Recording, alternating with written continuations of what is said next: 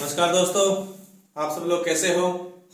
मैं आपका साथी सुरेश कसवा एक और सुंदर क्लास लेके आपके लिए आया हूं। आपको सबसे पहले नववर्ष की बधाई हो। कुछ दिनों से मैं YouTube क्लास से दूर था क्योंकि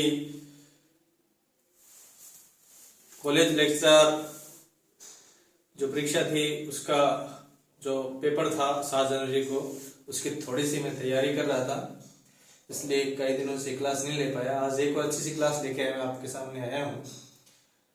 ये जो क्लास मैं आज आपके लेके आया हूँ, ये रामचंद्र शुक्ल जिन्होंने सूरदास के लिए क्या कहा, कौन कौन से कथन रामचंद्र शुक्ल के हैं जो सूरदास के लिए उन्होंने अपने हिंदी साहित्य के इतिहास में लिखे हैं, उन कथनों को लेकर मैं आपके सामने आया हूं। और आप चाहे सेकंड ग्रेड की तैयारी कर रहे हो हिंदी से, या फर्स्ट ग्रेड की तैयारी कर रहे हो, या आप कॉलेज लेक्चरर का पेपर आने वाले 17 मार्च को दे रहे हो, या नेट की तैयारी कर रहे हो, किसी भी भर्ती में सूरदास से संबंधित रामचंद्र शुक्ल के कथन आपको मिलेंगे। और मुख्य कथन उन्होंने क्या कहे हैं, 15-16 कथन उनके हैं, वो मैं आज आपके सामने शेयर करूंगा। आप लोग जो इन्होंने कॉलेज लेक्चरर का एग्जाम दिया है, उनका एग्जाम कैसे हुआ है वो अपने कमेंट बॉक्स में जरूर बताएं, क्योंकि कितने मार्क्स बन रहे हैं, ताकि हम ये डिसाइड कर सकें कि जीके के पेपर की मेरिट क्या रह सकती है। मैंने भी एग्जाम दिया है, मेरे 30+ नंबर बन रहे हैं, और आप भी अपने नंबरों को शेयर कीजिए। हम क्लास शुरू करते हैं रामचंद्र शुक्ल के कथन सूरदास के लिए। ठीक है, टॉपिक क्या है हमारा,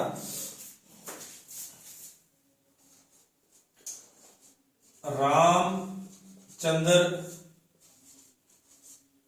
शुक्ल के कथन किसके लिए हैं, सूरदास के लिए।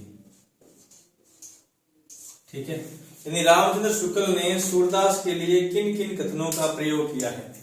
सबसे पहले तो ये क्या कहते हैं, पहला कथन तो ये लिख लो आप, शुक्ल के लिए क्या कहा है, शुक्ल ने क्या कहा है, सूर भावाधिपति है, यानी जितने भी भाव हैं उनके अधिपति हैं। सूर जो है वो भावाधिपति है, यानी जितने भी भक्ति के भाव होते हैं उन सभी भावों के ये पति है। ठीक है, अब भाव सुर की जो कविता है, वो सुर की जो सुर सागर है वह 5 भाव पंचामृत की कविता है। सुर की जो कविता है वो भाव है पंचामृत की कविता है, यानी उसमें 5 प्रकार के अमृत है, 5 प्रकार के भाव हैं। कौन कौन से, सख्य, दास्य, वात्सल्य, माधुर्य और प्रेम लक्षण। ठीक है, लिख लेता हूं, मैं लिख देता हूं, पंचामृत भाव की कविता, पंचामृत भाव की कविता। सुर की जो कविता है वो पंचामृत भाव की कविता है। अब पंचामृत कौन कौन से हैं लिख लो, साख्य, दास्य, वात्सल्य, साख्य, दास्य, वात्सल्य, माधुर्य और प्रेमाश्रित। ठीक है, साख्य, दास्य, वात्सल्य, माधुर्य और प्रेमाश्रित या प्रेम लक्षणा। ठीक है ना, प्रेम लक्षणा, यानी ये 5 प्रकार के भाव। ठीक है, तो पहले प्रश्न तो ये उठता है कि सुर को भावाधिपति किसने कहा है, तो सुर को भावाधिपति कहने वाला बंदे का नाम है रामचंद्र शुक्ल। ठीक है, दूसरा लिखो, दूसरा कथन क्या है इनका, कि लोक संग्रह लोक संग्रह की जितनी भावना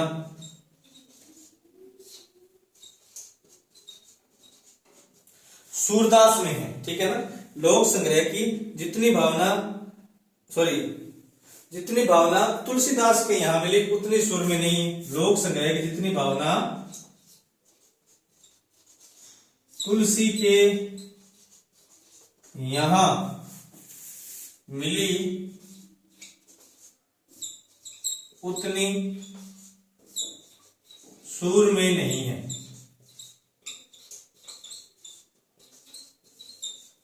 ठीक। दूसरा कथन क्या था कि लोक संग्रह की जितनी भावना तुलसी के यहां मिली उतनी सुर में नहीं है, यानी सूरदास के पास लोक संग्रह की भावना नहीं है तुलसीदास की जितनी। ये बात किसने कही है? ये बात रामचंद्र शुक्ल ने कही है। दो कथन हो गए हैं। सुर को भावाधिपति किसने कहा? रामचंद्र शुक्ल ने कहा। लोक संग्रह की जितनी भावना तुलसी के यहां मिली उतनी सुर में नहीं है, ये किसने कही? ये रामचंद्र शुक्ल ने कही है। अब तीसरी पंक्ति लिखिए, नवीन प्रसंगोत भावना नवीन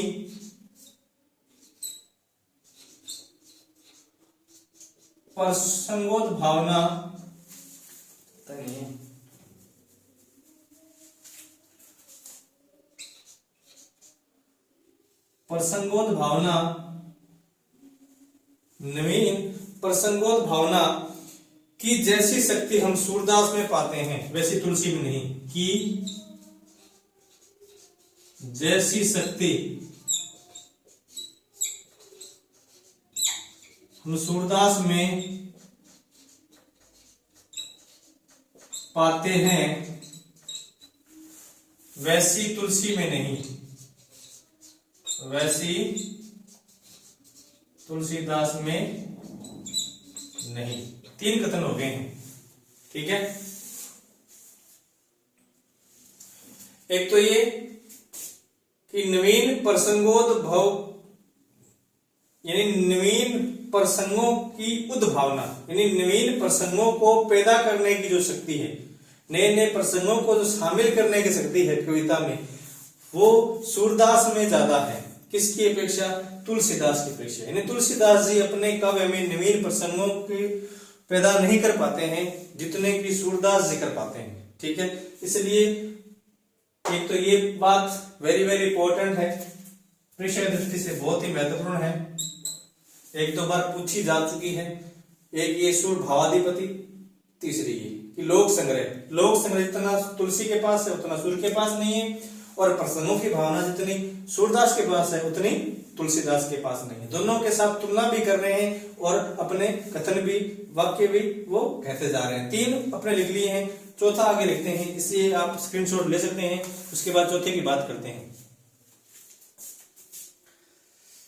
बता दूं,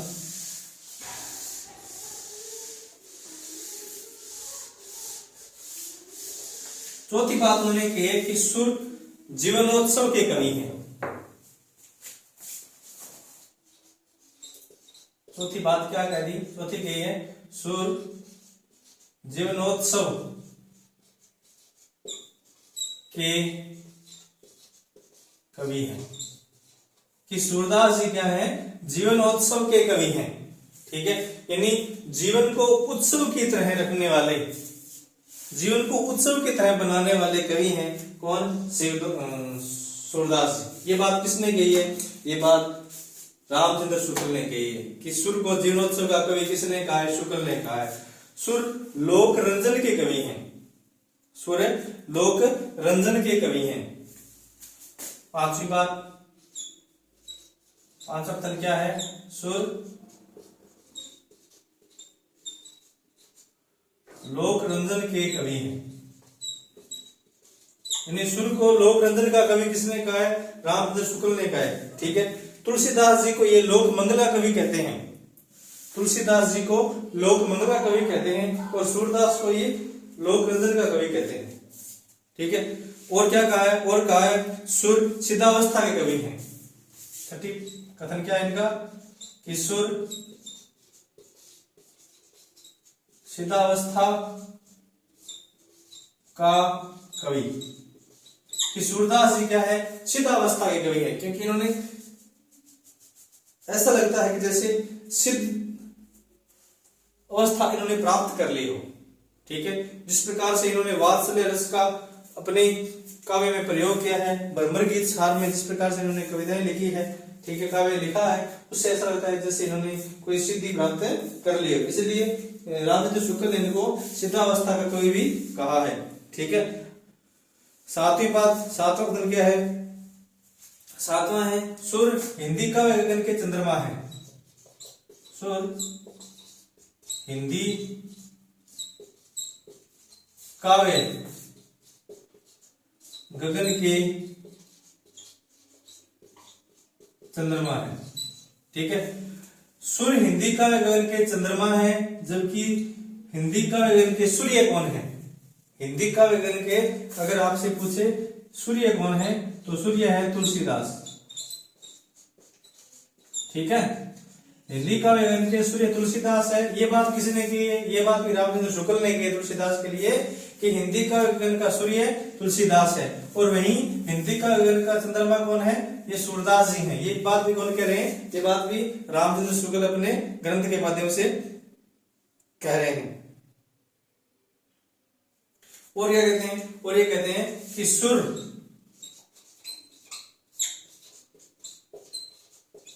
वात्सल्य है और वात्सल्य सुर है। ठीक है, कि ये पहचान करना मुश्किल हो गया है कि वात्सल्य कौन है, वात्सल्य सुर है या वात्सल्य ही सुर है। ठीक है, यानी सूरदास ही वात्सल्य है और वात्सल्य ही सूरदास है, क्योंकि ये वात्सल्य रस में इतने डूब गए हैं कि भेद करना भी आसान नहीं रहा है। ठीक है ना, तो रामचंद्र शुक्ल ने इन्हें ये कहा है कि सुर वात्सल्य है और वात्सल्य ही सुर है। और क्या कहा है? और कहा है कि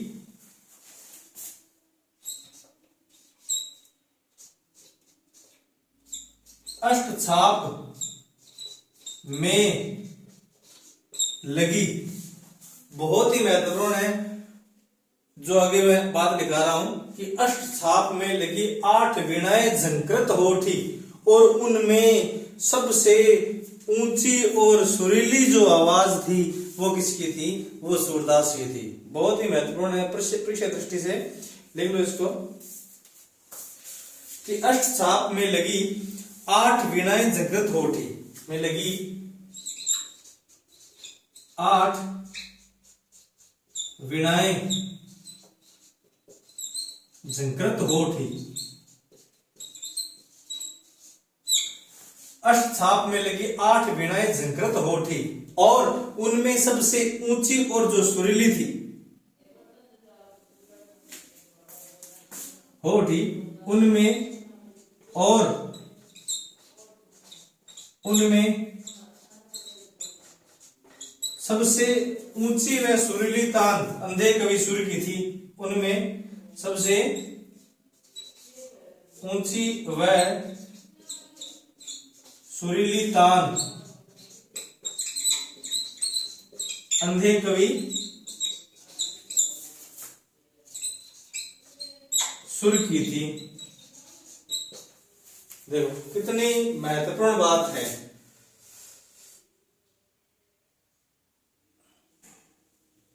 ठीक है, कि अष्टछाप में लगी 8 वीणाएं झंकृत होठी। अष्टछाप यानी 1565 ईस्वी में सूरदास वल्लभाचार्य जो कि सूरदास जी के गुरु थे, वल्लभाचार्य के पुत्र विठलनाथ ने 1565 ईस्वी में 8 कवियों को मिलाकर, 8 जो पुजारी थे श्रीनाथ मंदिर के, उनको मिलाकर अष्टसखा, जिसे अष्टछाप के नाम से भी जाना जाता है, एक समूह बनाया था 1565 ईस्वी में, जिसमें से 4 जो व्यक्ति थे, यानी 4 जो कवि थे, यानी 4 जो पुजारी थे, वो वल्लभाचार्य के शिष्य थे, और 4 जो थे वो विठलनाथ के शिष्य थे। ठीक है, तो उन चारों ही 4 और 4 यानी कुल 8 हो गए। तो 4 जो वल्लभाचार्य के शिष्य थे वो कौन है? वो देखो, सूरदास, कुंभनदास, कृष्णदास, और परमानंद दास। ठीक है, कुंभन दास का समय 1468 ईस्वी, सूरदास का समय 1478 ईस्वी,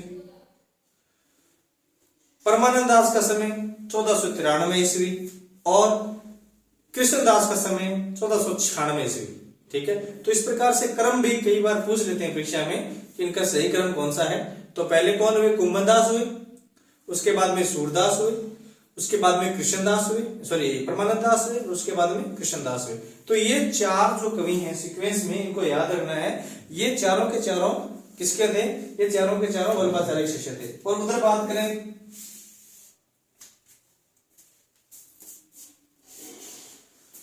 विठलनाथ के चार शिष्य, गोविंद स्वामी 1505, छीत स्वामी 1515, चतुर्भुजदास 1530 और नंददास 1533। ठीक है, यानी छीत स्वामी, गोविंद स्वामी, चतुर्भुजदास और नंददास, ये चार इस प्रकार सीक्वेंस हैं। अगर सबका सीक्वेंस माने सभी का आठों के, तो आठों के आठों बता सकता हूं मैं। ये चारों के चारों जो पीछे बाद में बताए थे ये विठलनाथ के हैं। ठीक है, यानी जिनका चारों का जन्म बाद में हुआ है, जो विठलनाथ शिष्य है, और जो वल्लभाचार्य के चारों हैं उनका पहले में। तो ये जो आठ, इनको आठ वाणियां कहा किसने? रामचंद्र शुक्ल ने। कि इन आठ वाणियां जगत और उनमें सबसे ऊंची व सुललित तान थी वो अंधे के बीच की थी, सूर्य की थी। ठीक है, लिख लीजिए 9 पॉइंट हो गए। आगे फिर 10वां करते हैं।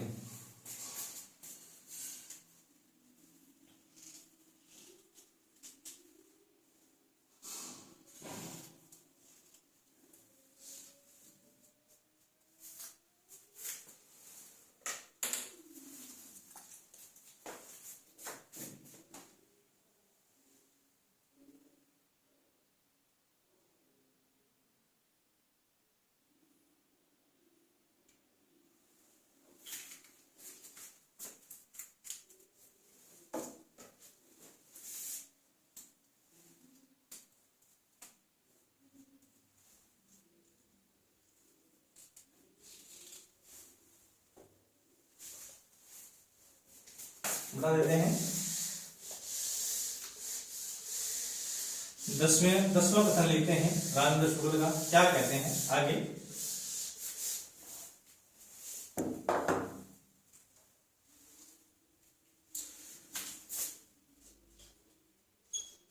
सूर सागर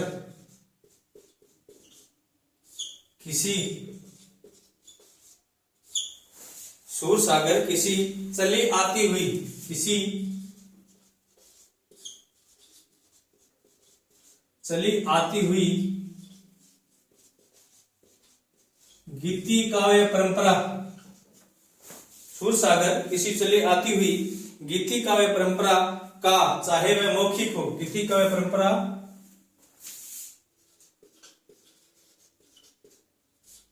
का, चाहे वह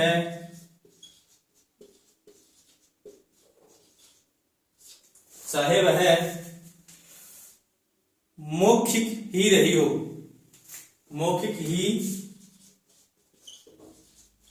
रही हो, पूर्ण विकास सा प्रतीत होती है, पूर्ण विकास सा प्रतीत होती है। ठीक है, यानी सूरसागर किसी चली आती हुई गीति काव्य परंपरा का, चाहे वह मौखिक ही रही हो, पूर्ण विकास सा प्रतीत होती है। यह बात भी रामचंद्र शुक्ल ने सूरसागर के लिए, सूरदास के संबंध में यह उनका कथन है। ठीक है, तो अब तक हमने 10 कथन किए हैं। ठीक है, तो साथियों ऐसे 1-2 कथन तो आपको जरूर मिले होंगे जो आपके लिए नए हो। ठीक है, 11वां कथन है सुर वात्सल्य रस के सम्राट है। बहुत बार परीक्षा में पूछा गया ये प्रश्न, बहुत बार यह प्रश्न परीक्षा में पूछा जा चुका है कि सुर वात्सल्य रस के सम्राट हैं, यह कथन किसका है? ठीक है, एक तो यह एक ये जीवनोत्सव के कवि हैं, यह प्रश्न भी बहुत बार पूछा गया है। एक ये है कि सुर का जो प्रसंगोत भावना है, प्रसंगोत भावना है वह तुलसी से अच्छी है। एक ये है, मैंने खुद देखे हैं 2-3 बार परीक्षा में, तो मैं खुद देखे हैं परीक्षा में मिलते हैं ये प्रश्न, ठीक है ना। तो सुरवास में इसके सम्राट है, यह कथन भी किसका है, यह कथन रामचंद्र शुक्ल का है।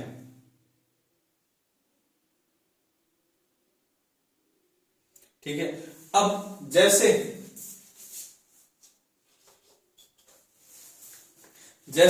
रामचरित करने वाले, अगला कथन यह भी महत्वपूर्ण है, जैसे रामचरित करने वाले कवियों में, रामचरित करने वाले कवियों में गोस्वामी तुलसीदास का स्थान है। वाले कवियों में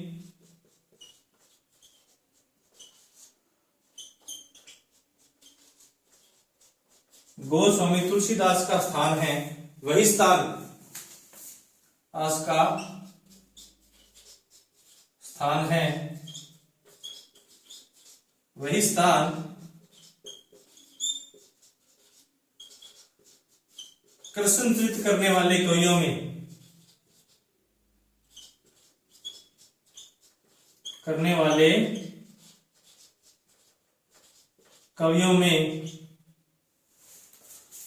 सूरदास का है।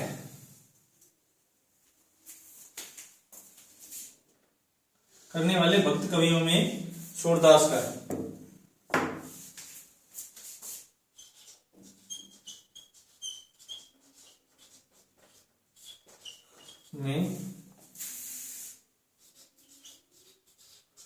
सूरदास का सबसे ऊंचा स्थान है। ठीक है। इस प्रकार रामचरित करने वाले कवियों में गोस्वामी तुलसीदास का सबसे ऊंचा स्थान है, उसी प्रकार कृष्ण चरित करने वाले कवियों में, भक्त कवियों में सबसे ऊंचा स्थान किसका है, सूरदास का है। यह बात कौन कहता है, यह बात रामचंद्र शुक्ल कहता है। ठीक है। साधारण झूठ लग रही है, परंतु परीक्षा में जब आती है इस प्रकार की पंक्तियां तो हमारे पसीने छूट जाते हैं कि ये बात किसने कही होगी। ठीक है।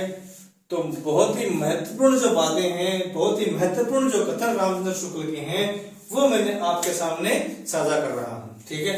इसे मिटा देते हैं, आगे फिर लिखते हैं। अभी 12 हुए हैं और कुल 18 दिए हैं उन्होंने कथन, मुख्य मुख्य छांटे हमने, लिखा तो बहुत कुछ है।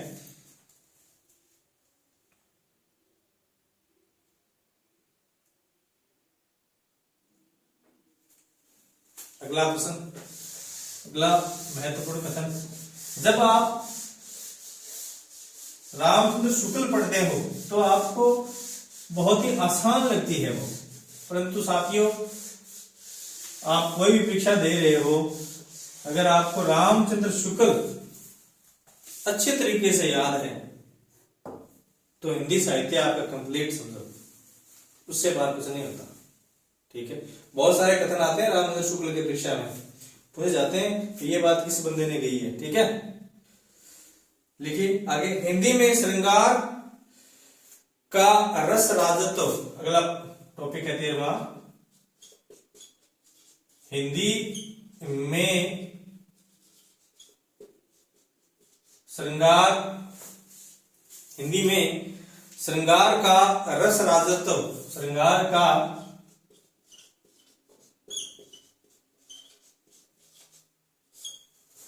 हिंदी में श्रृंगार का रस राजत्व यदि किसी ने पूर्ण रूप से दिखलाया है तो वो सुर है। यदि किसी ने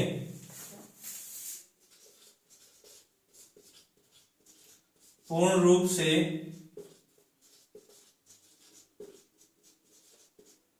दिखलाया है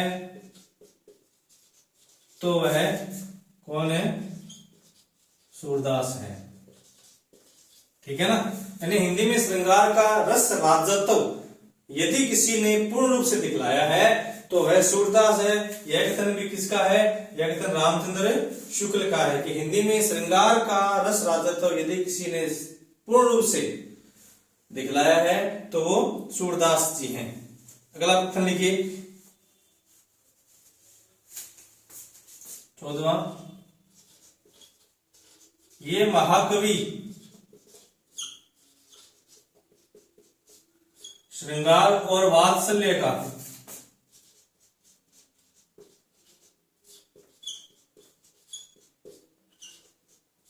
कोना कोना झांक आए। ये महाकवि श्रृंगार और वात्सल्य का कोना कोना झांक आए। इस क्षेत्र में कोना कोना झांक आए।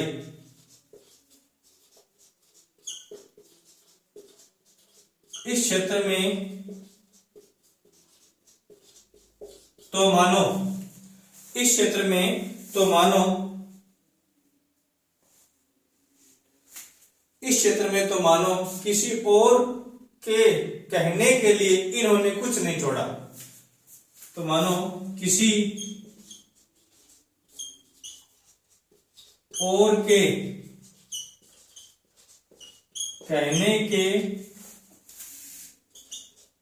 लिए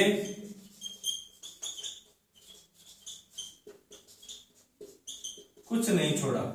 ये बात कौन कहता है? रामचंद्र शुक्ल कहता है कि ये महाकवि श्रृंगार और वात्सल्य का कोना कोना झांक आए। इस क्षेत्र में तो मानो किसी और के कहने के लिए कुछ नहीं छोड़ा। किसने नहीं छोड़ा? सूरदास जी ने नहीं छोड़ा। और कौन कहते हैं ये बात? रामचंद्र शुक्ल। सीधा पूछ सकते हैं ये पंक्ति किसके लिए कही गई है? अगर वात्सल्य और श्रृंगार दोनों आ जाए तो आप मान लीजिए कि ये सूरदास जी के लिए कही गई पंक्ति है। और कौन कह रहा है? रामचंद्र शुक्ल जी कह रहे हैं।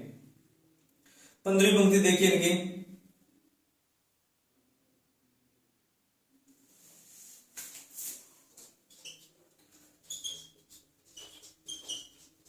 क्या कहते हैं कि ब्रज भाषा में ब्रज पर पूर्ण अधिकार था। सूरदास जी का ब्रज भाषा पर पूर्ण अधिकार था। तो इसके लिए क्या कहते हैं कि ब्रज में सबसे पहले साहित्य कृति, ब्रज में सबसे पहले साहित्यिक कृति, कि ब्रज भाषा में सबसे पहले साहित्यिक कृति सूर की ही पाते हैं।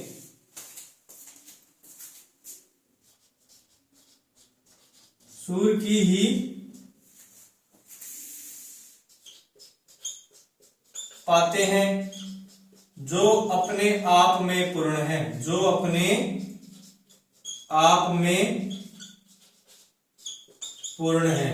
ठीक है। ब्रज भाषा में सबसे पहले साहित्यिक कृति सुर की ही पाते हैं जो अपने आप में क्या है? पूर्ण है। यह कथन किसका है? रामचंद्र शुक्ल का है। ठीक है। 15 कथन हो गए, 2 हो रहे हैं। थोड़ा सा स्क्रीनशॉट लेना है तो ले लीजिए, फिर चलते हैं आगे।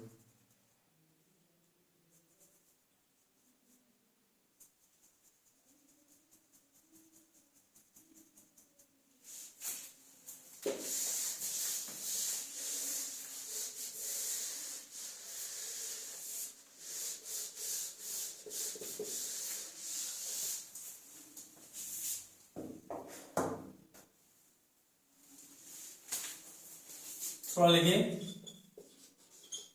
सुर सहृदयता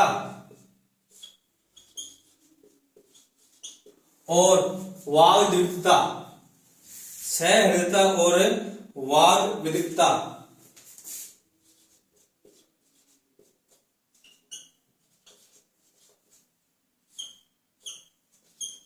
के कवि हैं। ठीक है।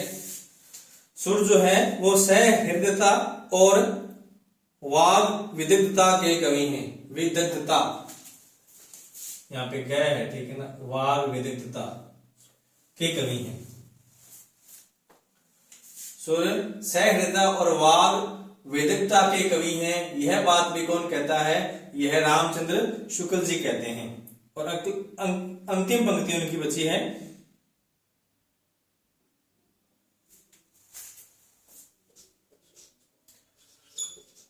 अपनी बात कहने के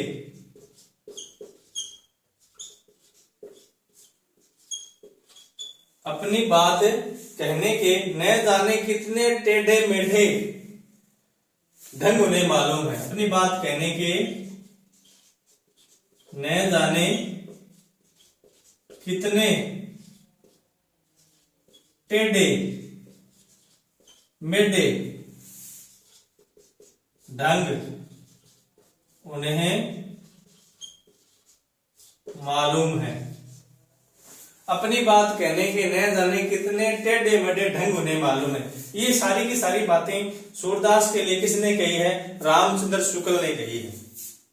ठीक है, अब दो तीन और कथन हैं जो अन्य विचारकों ने कहे हैं, उनके बारे में चलते और साल खत्म कर लेते हैं उनको ही। ठीक है ना।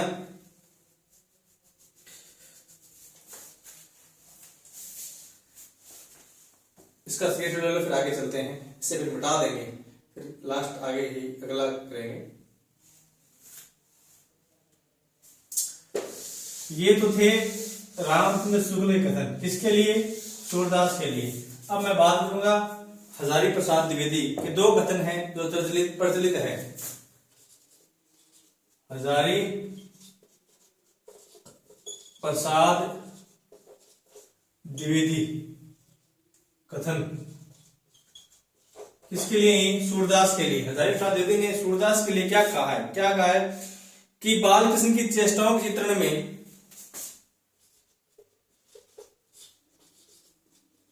बालकृष्ण की चेष्टाओं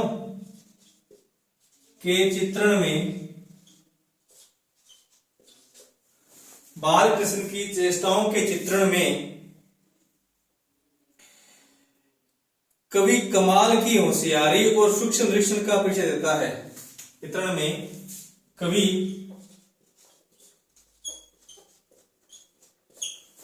कमाल की होशियारी और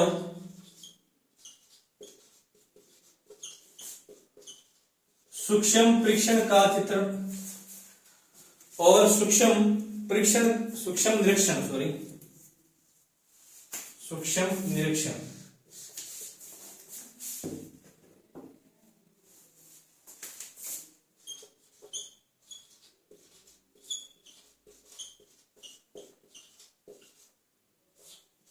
का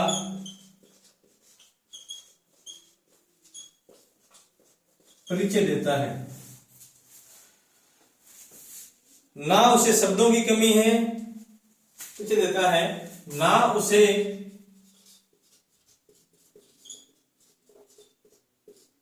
शब्दों की कमी है,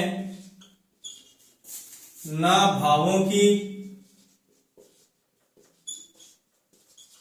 और ना ही अलंकारों की।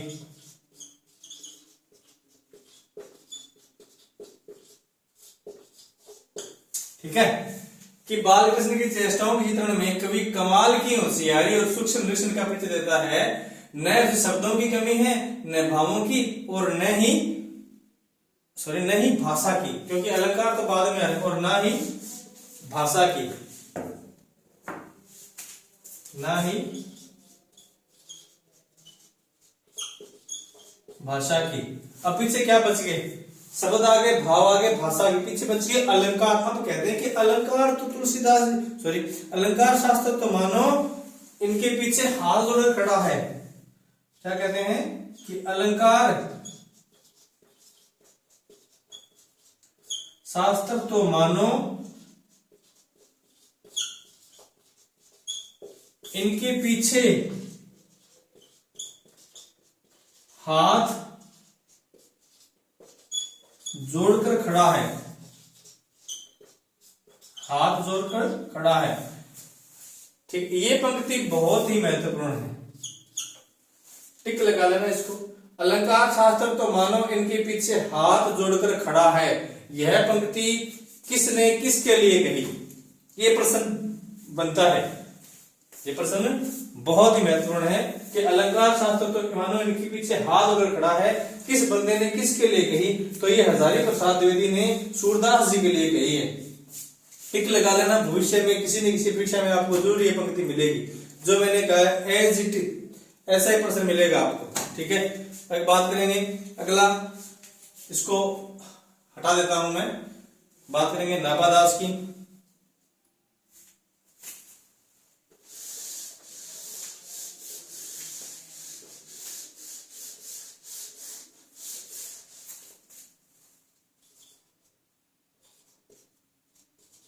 नाभादास एक ही कथन कहा है और उसमें भी क्या कह दिया कि सूरदास अद्भुत तुकधारी है, कि सूरदास अद्भुत तुकधारी।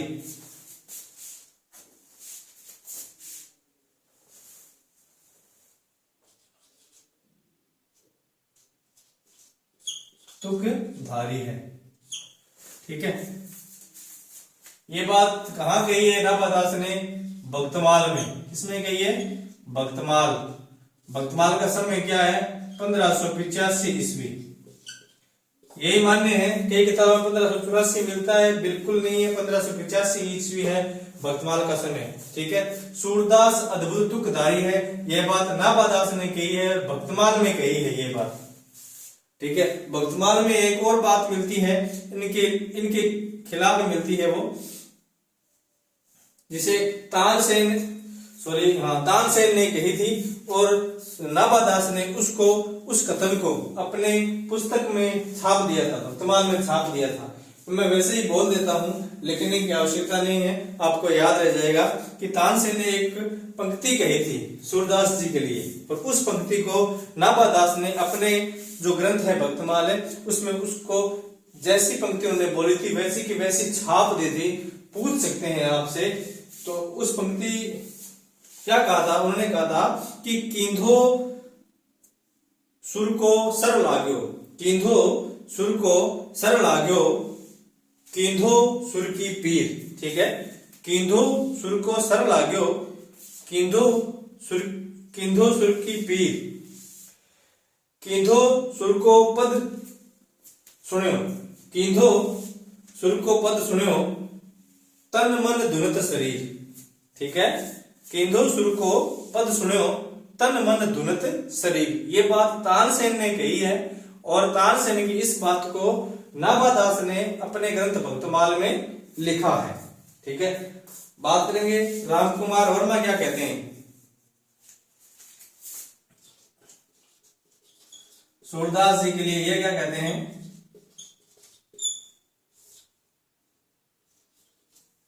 इनका कथन है, ये पद संगीत के जीते जागते, ये पद संगीत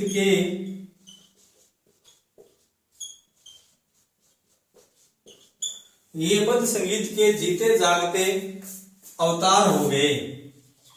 क्या हो गए? अवतार हो गए। ये पद संगीत के जीते जागते अवतार हो गए। कौन?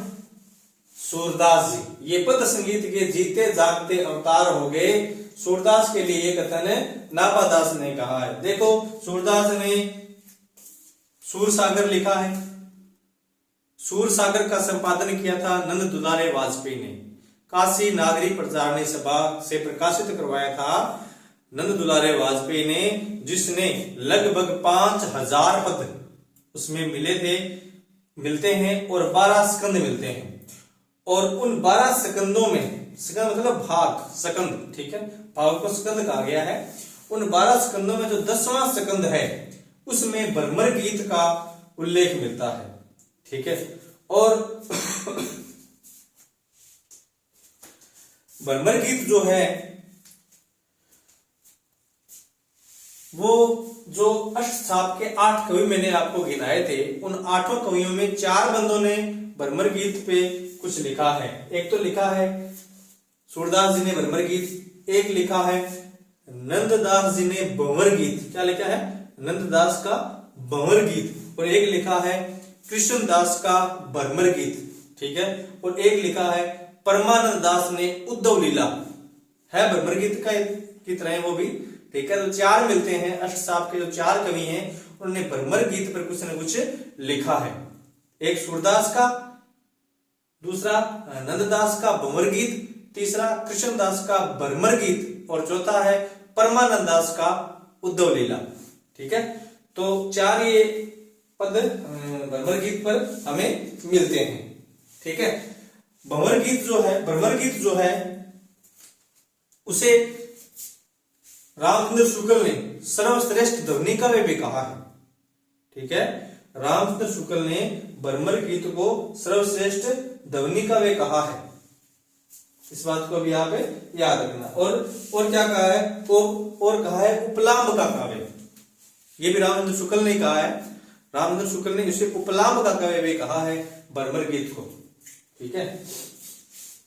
लास्ट लिख लीजिए, आचार्य विठलनाथ का लिखने की आवश्यकता नहीं, अगर आप हिंदी के विद्यार्थी तो आपको पता ही है कि आचार्य विठलनाथ ने सूरदास की मृत्यु पर क्या कहा था कि पुष्टि मार्ग को जहाज जात है जो कछ लेहू सो लेहू, ठीक है, कि पुष्टि मार्ग का जहाज जात है जो कछु लेहू सो ले लहू, कि जो कुछ लेना है सो ले लो, पुष्टि मार्ग का जहाज है वो जा रहा है। अब देखिए सूरदास का जन्म होता है 1478 ईस्वी में, परंतु वल्लभाचार्य का जन्म होता है 1479 ईस्वी में, 79, यानी सूरदास जी वल्लभाचार्य से एक साल बड़े थे, फिर भी सूरदास जी वल्लभाचार्य के शिष्य थे, ठीक है।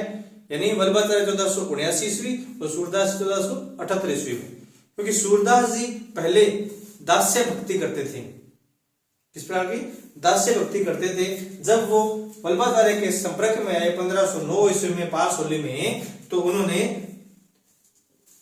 सूरदास को कहा कि काहे गगियाते हो, ठीक है। जब ऐसी बात उनको कही तो लज्जा आई सूरदास जी को, और सूरदास जी ने फिर उनको अपना गुरु बना लिया पारसोली में 1509 में।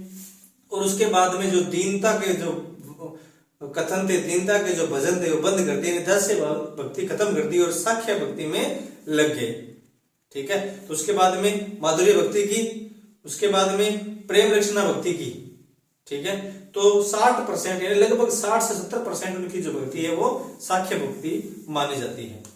ये थे मुख्य मुख्य कथन सूरदास जी से संबंधित, और बहुत सारी बातें सूरदास जी के संबंध में हैं जिनके लिए एक अलग से हमें क्लास लगानी पड़ेगी, क्योंकि उनकी 3 पुस्तकें बहुत ही महत्वपूर्ण है, सूरसागर, सुरसरावली और साहित्य लहरी। साहित्य लहरी में उनके दृष्टिकूट पद हैं, यह रीति विषयक ग्रंथ माना जाता है, ठीक है। अगर साथियों आपको मेरी क्लास अच्छी लगी हो तो लाइक और सब्सक्राइब जरूर करें, और इंतजार करें मेरी अगली क्लास का। इससे भी अच्छी क्लास लेके आऊंगा मैं आपको पृथ्वीराज रासो यानी चंद्रवरदाई का पृथ्वीराज रासो पूरा कराऊंगा, मलिक मोहम्मद जायसी का पद्मावत पूरा करवा दूंगा, तुलसीदास का रामचरितमानस और उसके जो उनके जो 12 ग्रंथ हैं पूरे के पूरे आपको मैं याद करवा दूंगा इस वीडियो के साथ, ये मेरा आपसे वादा है। परंतु आप लाइक और सब्सक्राइब मेरी वीडियो को जरूर करें। धन्यवाद। जय हिंद, जय भारत।